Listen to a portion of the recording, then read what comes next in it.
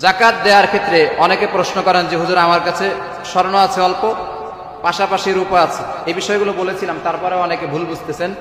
যদি শুধু স্বর্ণ থাকে তাহলে হতে হবে 7.5 ভরি, যদি স্বর্ণ আছে রূপাও আছে তাহলে হতে হবে 52.5 ভরি রূপার যে দাম হয়, অর্থাৎ 95,000 টাকা।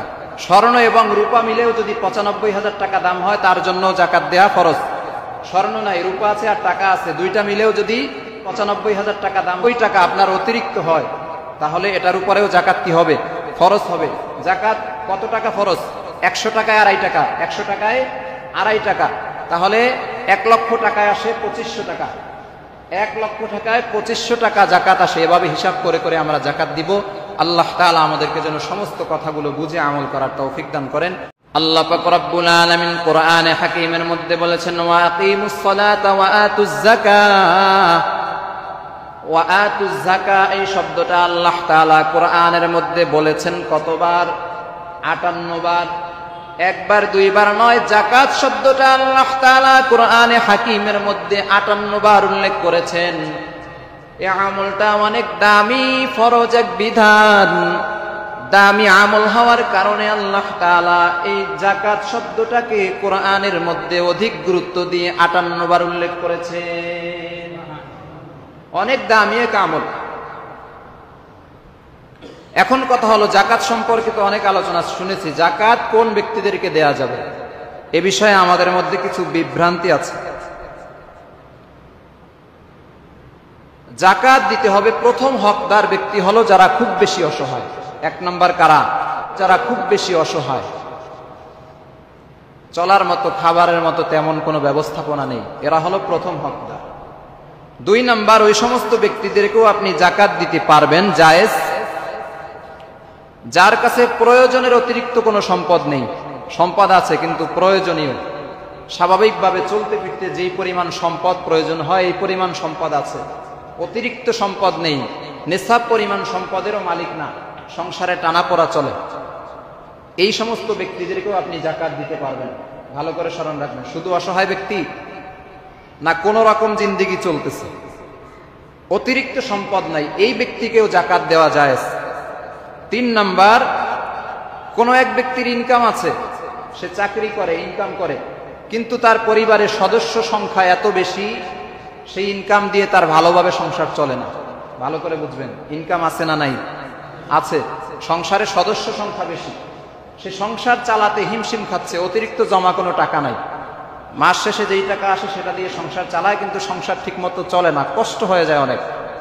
এই ব্যক্তিকেও জাকাত দেয়া কি আছে? জায়েজ আছে। 4 নম্বর, কোন ব্যক্তির কিছু সম্পদ আছে কিন্তু ওই ব্যক্তির ঋণ আছে। ভালো করে বুঝবেন, টাকা পয়সা কিছু আছে কিন্তু সে দেনা হয়ে আছে, ঋণ হয়ে আছে। দেখতে হবে যে ঋণের পরিমাণ কত। আপনার কাছে 1 লাখ টাকা আছে, আপনি আবার 1 লাখ টাকা ঋণ আছেন, আপনার জন্য জাকাত দেয়া ফরজ না, আপনি জাকাতের প্রাপ্য। আপনাকে ধনী ব্যক্তি জাকাত দিতে পারবে। 95,000 টাকা আপনার কাছে আছে, যেই পরিমাণ টাকা হইলে নেশাব পরিমাণ সম্পদ হয়। হ্যাঁ বলেন।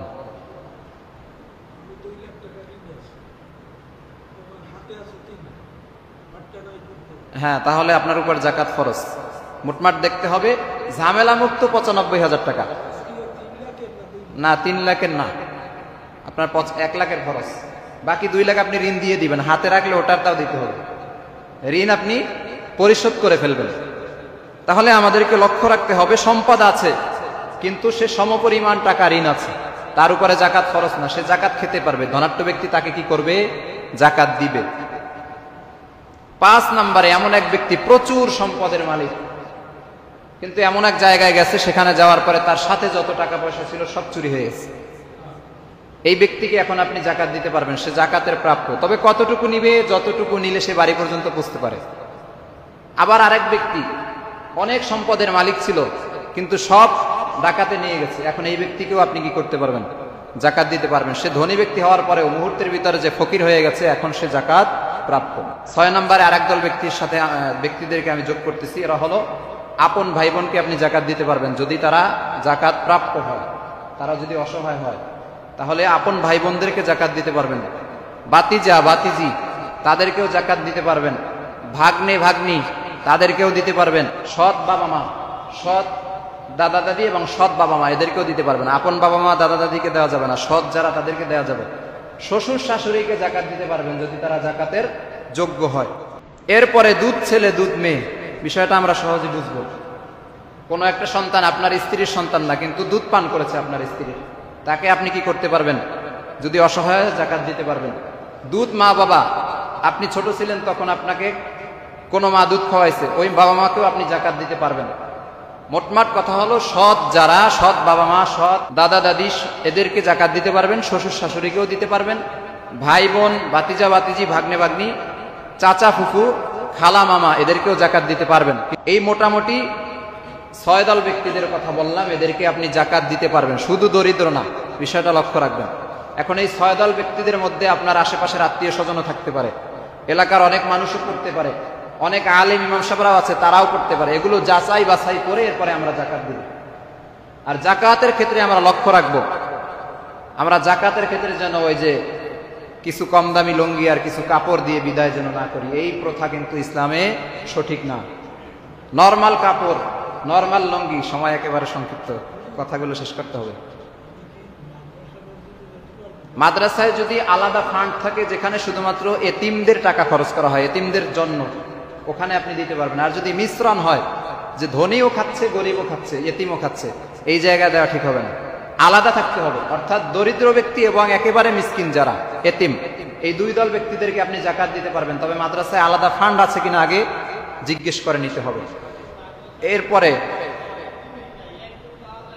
না থাকলে নাই, না থাকলে দিবেন না, থাকলে আলাদা ফান্ড থাকলে তাহলে দিবেন। এগুলো আগে যাচাই বাছাই করবেন ইনশাল্লাহ। এরপরে কোন সমস্ত ব্যক্তিদেরকে জাকাত দেয়া যাবে না?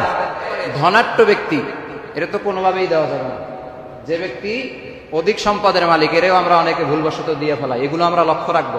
জাকাত দেওয়ার আগে ভালো করে খেয়াল রাখবো, জাকাত হলো এটা গরিব ব্যক্তি, অসহায় ব্যক্তির, এটা তার প্রাপ্য অধিকার। এই অধিকার যদি আপনি অন্যকে দেন আপনার জাকাত আদায় হবে না। যেই সমস্ত ব্যক্তির কাছে 52.5 ভরি রূপা আছে, ওই ব্যক্তিকে জাকাত দেয়া যাবে না। অথবা 7.5 ভরি স্বর্ণ আছে, ওই ব্যক্তিকেও জাকাত দেওয়া যাবে না। এরপরে আসেন, কোন ব্যক্তির কাছে স্বর্ণও নাই রূপাও নাই, ওই ব্যক্তির কাছে আছে 95,000 টাকা, ঋণ নাই, এই ব্যক্তিকে জাকাত দেওয়া যাবে না। জাকাত দিলে জাকাত আদায় হবে না। এই ব্যক্তি সে আরো মূলত জাকাত দিবে, কারণ তার কাছে নেশাব পরিমাণ সম্পদ 95,000 টাকা 1 বছর জমা আছে, সে আরো জাকাত দিবে। এরপরে আসেন 95,000 সমপরিমাণ, ওই টাকার সমপরিমাণ যদি কোনো ব্যক্তির কাছে অতিরিক্ত সম্পদ থাকে, অর্থাৎ ব্যবসায়িক পণ্য থাকে, তাহলেও ওই ব্যক্তিকে জাকাত দেওয়া যাবে না। এরপরে আরো অনেক ব্যক্তি আছে যাদেরকে জাকাত দেওয়া যাবে না। আপনার আপন মা বাবা, ভালো করে শুনবেন, আপন মা বাবা, দাদা দাদি, নানা নানি, এরপরে দাদার বাবা, এর উপরে আরো যত আছে এই সিলসিলায়, এদের কাউরে জাকাত দিতে পারবেন না, গরিব হইলেও দিতে পারবেন না। কারণ এরা আপনার সম্পদের অংশীদার, আপনি আরো তাদেরকে দেখাশোনা করবেন, তাদেরকে লালন পালন করবেন, এদের জন্য আপনার কোনো জাকাত নেই। এদেরকে আগলে রাখতে হবে আপনার, এদের জন্য জাকাত দেওয়া যাবে না। এরপরে নিজের সন্তান, তাকেও জাকাত দিতে পারবেন না। পুত্রবধূ, তাকেও দিতে পারবেন না। নাতি পুতি ইত্যাদি, এই সিরিয়ালে যারা আছে আপনার রক্তের, এদেরকেও আপনি জাকাত দিতে পারবেন না। স্বামী স্ত্রীকে জাকাত দিতে পারবে না, স্ত্রীও স্বামীকে জাকাত দিতে পারবে না। এই হলো জাকাতের সংক্ষিপ্ত আলোচনা। এই বিষয়গুলো আমরা লক্ষ্য রাখবো। আর জাকাত যদি আমরা না দিই, কিছু গজব আমাদের উপরে আসবে। গজবের মধ্যে 1 নাম্বার হলো, যারা জাকাত দিবে না এই সম্প্রদায়ের উপরে আল্লাহ তাআলা বৃষ্টি বন্ধ করে দিবেন। 1 নাম্বার কি? বৃষ্টি বন্ধ হয়ে যাবে। 2 নাম্বার হলো নামাজ কবুল হবে না। যার উপরে নামাজ জাকাত ফরজ হয়ে গেছে, সে যদি জাকাত না দেয় তার নামাজ কবুল হবে না। 3 নাম্বার শাস্তি হলো কিয়ামতে গলায় আগুনের বেড়ি পরানো হবে। গলার মধ্যে, জেলখানায় পরায় দেখেন না আসামিদেরকে, গলার মধ্যে আগুনের বেড়ি পরানো হবে। 4 নাম্বার ক্ষতি হলো, সম্পদগুলো, দুনিয়াতে যে সম্পদ ছিল এগুলো আগুনের পাত হয়ে যাবে। এরপরে সেইগুলো দিয়ে শরীরের মধ্যে সেক দেওয়া হবে। আগুনের পাত দিয়ে কিয়ামতের দিন শরীরে সেক দেওয়া হবে। 5 নাম্বার হলো, হাতে আগুনের চুরি পরানো হবে। ভালো করে খেয়াল রাখবো। 6 নাম্বার হলো, ওই সম্পদগুলো, দুনিয়াতে যে জাকাতের সম্পদ ছিল, ওই সম্পদগুলো কিয়ামতের দিন সাপ হবে। সাপ হওয়ার পরে চেহারার মধ্যে, শরীরের বিভিন্ন জায়গার মধ্যে কামড়াতে থাকবে। 7 নাম্বার হলো, সম্পদগুলো আগুনের পাথর হয়ে যাবে এবং ওই পাথরের উপরে ওই জাকাত যে ব্যক্তি দেয় নাই তাকে বসতে দেওয়া হবে। পুরো শরীর একেবারে শেষ হয়ে ওইটার তাপে পুরে সারখার হয়ে মগজ সহ গলে গলে পড়তে থাকবে। এটা হলো কঠিন পরিস্থিতি কিয়ামতের ময়দানের।